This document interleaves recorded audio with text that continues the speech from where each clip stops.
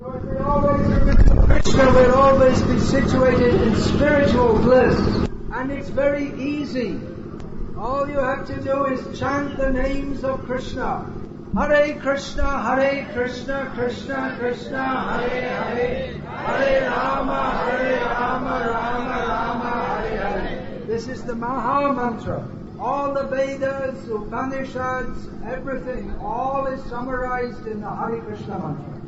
Rigvedo Tayajur Veda, Samaveda Vyatharvanaha, Adhitas Tena Yeno Vam Hariretyakshara Dvayam. In these two syllables, Ha-Ri, is compressed all the Rigveda, Yajurveda, Samaveda, Atharvaveda. And everything that the Bible, the Quran, all the religious scriptures aim at, is all summarized in the holy name of Krishna.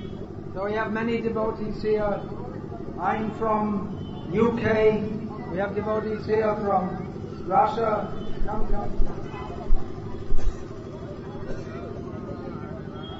We have devotees here from Russia. They've come to join this festival. From Poland. So Lord Jagannath is really Jagannath, Lord of the universe. So we invite everyone. Yes.